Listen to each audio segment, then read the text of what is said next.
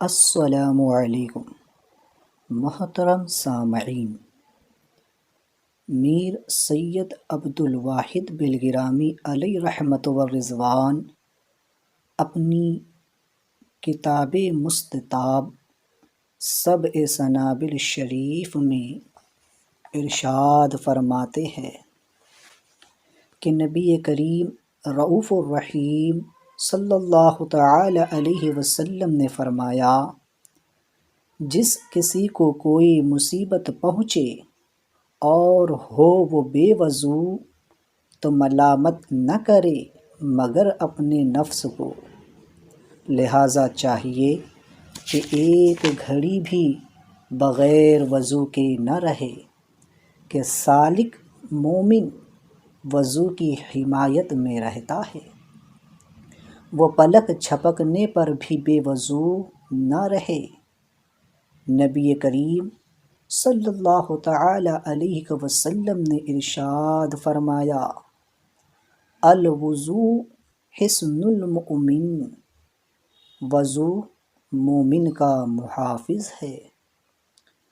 مخدوم ملت شیخ میاں قدس سرہ العزیز علیہ رحمۃ الرحمن جب خواب سے بیدار ہوتے تو فوراً ہی تیمم فرماتے اور اس کے بعد وضو کی تیاری کرتے اور فرماتے کہ انسان کی اصل پیدائش پانی اور مٹی سے ہے، اور ان دونوں سے دنیا کی آگ بجھائی جاتی ہے، لہٰذا قوی امید ہے کہ آخرت کی آگ بھی اس کے ذریعے بجھا دی جائے گی۔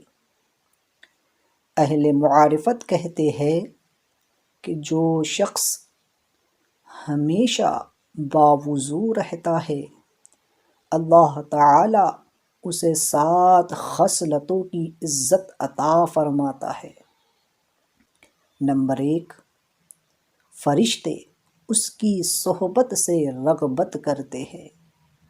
نمبر 2، اعمال لکھنے والے یعنی کرامن کاتبین کا قلم ہمیشہ اس کے لیے ثواب لکھنے میں لگا رہتا ہے۔ تیسرا، اس کے بدن کے تمام اجزاء تسبیح کرتے رہتے ہیں۔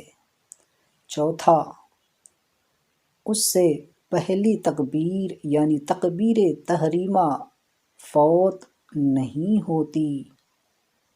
پانچواں، فرشتے اس کی حفاظت کرتے رہتے ہیں، جب کہ وہ سو رہا ہوتا ہے اس وقت دیووں، پریوں، جن وغیرہ سے اس کی حفاظت کرتے ہیں۔ چھٹا، اللہ تعالی اس پر جاکنی یعنی نزا کی دشواری کو آسان فرما دیتا ہے۔ اور ساتواں یہ کہ اللہ تعالی کی وہ حفظ و امان میں رہتا ہے جب تک وہ باوضو رہتا ہے۔ نبی کریم علیہ الصلاۃ والتسلیم نے ارشاد فرمایا، الطہور نصف الایمان، کہ پاکی آدھا ایمان ہے۔ اس لیے کہ کافر جب مسلمان ہوتا ہے تو اس کا ایمان 2 چیزوں کو مٹا دیتا ہے، ایک کفر اور دوسرا گناہ۔ اور محدث یعنی بے وضو جب پاک ہوتا ہے یعنی وضو کرتا ہے تو اس کی پاکی ایک چیز کو مٹا دیتی ہے یعنی گناہوں کو، لہٰذا چونکہ وضو سے گناہ صغیرہ جھڑ جایا کرتے ہیں، اس سے صاف ظاہر ہے کہ پاکی آدھا ایمان ہے۔ لہٰذا مرید باصفا کو چاہیے کہ نہ کھائے، نہ پیے اور نہ کوئی بات کرے اور نہ ہی سوئے مگر پاکی کی حالت میں، تاکہ ظاہری پاکی کی برکت سے باطنی پاکی بھی حاصل ہو سکے۔ مخدوم ملت شیخ میاں قدس سرہ العزیز نے فرمایا کہ صوفی کو ایک کروٹ سے دوسری کروٹ بدلنا بغیر وضو کے حرام ہے۔ اللہ اکبر۔ چونکہ یہ تصوف و طریقت کے ضمن میں بات ہو رہی ہے اس لیے آپ نے ایسا فرمایا، ورنہ شرعاً ایسا لازم نہیں ہے۔ فرماتے ہیں کہ صوفی کو ایک کروٹ سے دوسری کروٹ بدلنا بغیر وضو کے حرام ہے۔ اگر جان اسی وقت نکل جائے تو روح جسم سے بغیر وضو کے نکلے گی، اور جو شخص باوضو رہتا ہے اور اس حالت میں اسے موت آتی ہے تو اسے شہادت کا مرتبہ عطا کیا جاتا ہے۔ سبحان اللہ۔ لہٰذا عقل مند کو یہ بات زیبا ہے کہ موت کے لیے ہمیشہ تیار رہے کہ جب اسے اچانک موت آ جائے تو روح دنیا سے پاکی کی حالت میں جائے۔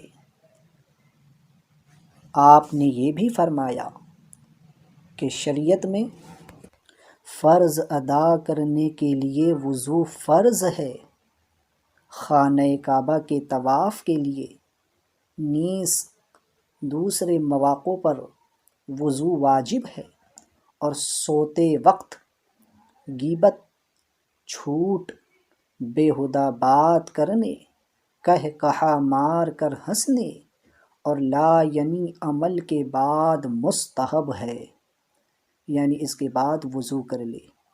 لہٰذا اسے چاہیے کہ وضو پر ہمیشگی رکھے تاکہ اس کے دل میں ربانی انوار جلوہ گر ہو اور تاریکی میں اسے وہ چیز نظر آنے لگے جو اس سے پہلے وہ نہ دیکھ سکتا تھا۔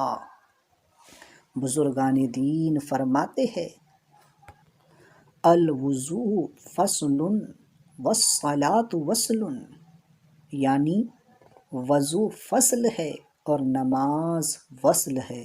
سبحان اللہ۔ صاحب بحر الرائق نے فرمایا ہے کہ آیت کریمہ یا ایہا الذین آمنوا اذا قمتم الی الصلاۃ کے معنی اہل باطن کی زبان میں یہ ہے کہ اے ایمان والو، جب تم نیند کی غفلت سے جاگو اور نماز کی جانب متوجہ ہو جو تمہاری معراج ہے، تو مقام قربت میں تم اپنے چہروں کو جن سے تم دنیا کی طرف توجہ کی ہے توبہ اور استغفار کے پانی سے دھو ڈالو، اور اپنے ہاتھوں کو دنیا و آخرت کے علاقوں کے تھامنے اور دونوں عالم کے تعلقوں سے پاک کرو، اور سر کا مسح کرو، یعنی اپنے نفسوں کو اللہ تعالیٰ کی رضا کے راستے میں ڈال دو، اور اپنے پیروں کو جبلت کی مٹی اور انانیت کے مقام سے دھو لو، اور اگر تمہیں جنابت ہو کہ تم ہمارے علاوہ کسی اور کی جانب توجہ کر بیٹھے تو اس سے پاک ہو جاؤ۔ سبحان اللہ۔ میر سید عبد الواحد بن گرامی علیہ رحمۃ الرحمن نے کتنی خوبصورت تشریح اور تفسیر فرمائی، اور وضو پر ہمیشگی کے فضائل اور اس کی اہمیت سے ہمیں آگاہ فرمایا۔ دعا ہے کہ مولا کریم ہم تمام کو وضو پر استقامت عطا فرمائے اور بوقت نزا ہم سب کا وضو سلامت رہے اور ایمان پر خاتمہ نصیب فرمائے۔ ایسی ہی مزید دینی معلومات کے لیے چینل کو سبسکرائب کرے، لائک اور شیئر کرے۔ اللہ حافظ۔